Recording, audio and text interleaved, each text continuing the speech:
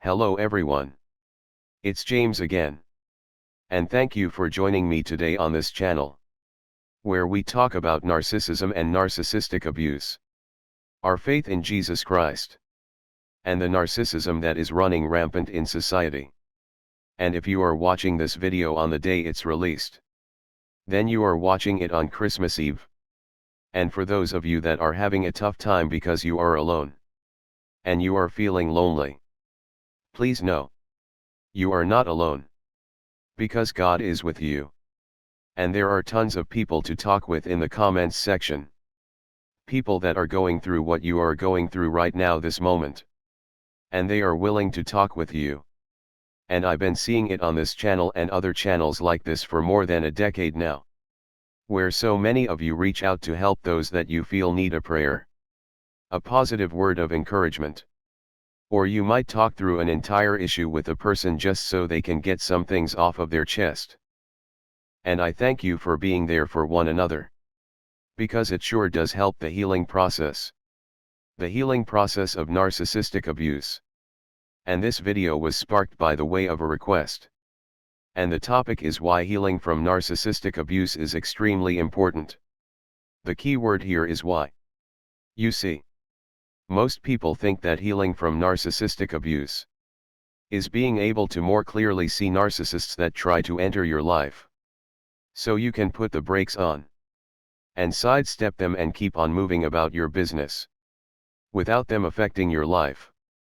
And true, this is part of the healing or learning process rather. But most narcissistic abuse victims don't realize how many, sad to say, toxic traits they might have picked up from the narcissists that abused them. Now, most of the time this, in my opinion, usually comes from childhood narcissistic abuse. And the traits are usually picked up from the narcissist parent or parents. But at times this can also take place, or these negative traits can be adopted without knowing it from a narcissist boyfriend or girlfriend or husband or wife. And the more these traits begin to grow and fester, the harder they will be to unlearn. Or for the person that has these traits to even realize they have them so they can be dealt with. Much like the narcissist is unable to unlearn their toxic behavior. Now, the thing that victims have over the narcissist is empathy. But what made a lot of us make the changes in our lives that we made was because of self-reflection. And though we know the narcissist has almost zero ability to self-reflect, the victim of narcissistic abuse may have a damaged ability to self-reflect. You see, I believe this not being able to self-reflect is something that is developed as a protective mechanism when dealing with narcissistic abuse. Because the emotional toll is too much to do so over and over and over again. And even though the narcissistic abuse victim thinks and believes they are a good person, they might have all kinds of problems that make them behave in a strange way in society. Or they might even treat people poorly as well. One big example is avoidant personality disorder. Though there are some avoidants that have really worked on their lives, that can have healthy relationships and that are kind and loving, there are a great many avoidants that have no idea the pain and suffering they might have caused to others that meant them well. And they just kind of march on as if nothing happened. And some of their behavior mimics the narcissist. Now, are they a narcissist? No. But do they have strong narcissistic traits? Yes. Some do. And sometimes when dealing with an avoidant, you might confuse them for a narcissist.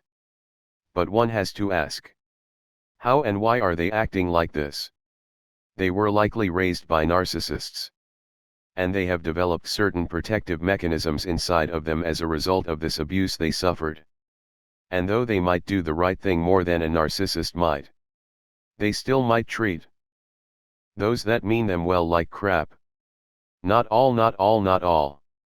But it's that not having the ability to self-reflect that is getting in the way. It's too much to look at. So oh well. Let's not deal with it at all type of thinking. And this can lead to one failed relationship or friendship after another, with people that might have really meant this individual good. But the abuse they suffered was too strong. And though they aren't a narcissist per se, Their behavior is so confusing it feels like you are looking at and dealing with a narcissist. You see, our narcissist parents programmed all kinds of garbage into our heads.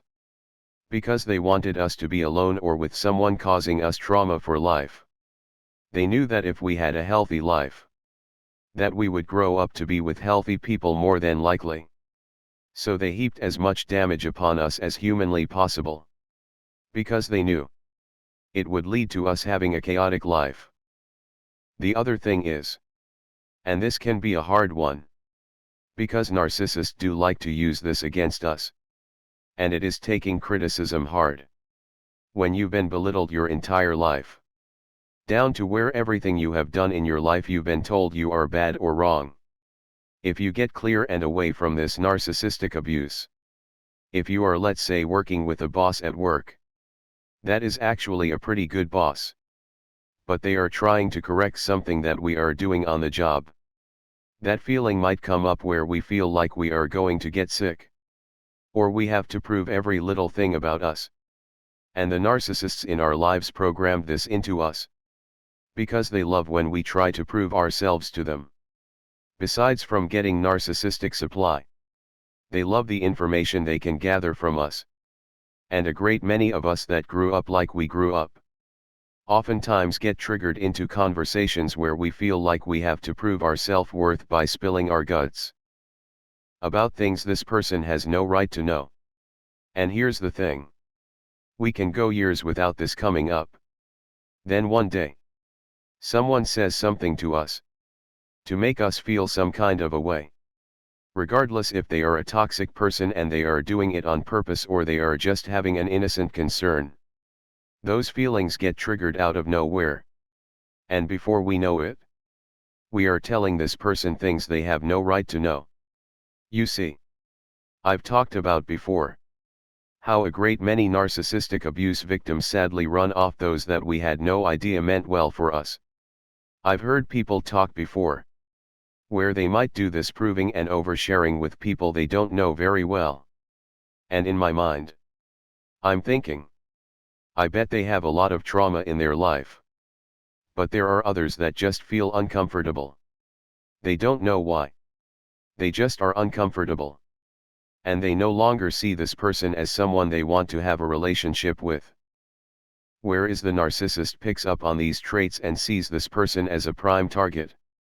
But then the black and white thinking of the narcissist that raised us might creep up in our own life. Well, I guess I can't say anything to anyone ever again. And the anger builds up and the resentment builds up. The same kind of anger the narcissist has. Or at least similar. But this goes back to self-reflection. Self-reflection without being paranoid. Without being so hard on yourself for past and current mistakes. Because all you can do is the best you can do. Where you are at with what you've got. I mean, let's face it. We were essentially raised by crazy people. And their job was to manipulate us. And gaslight us.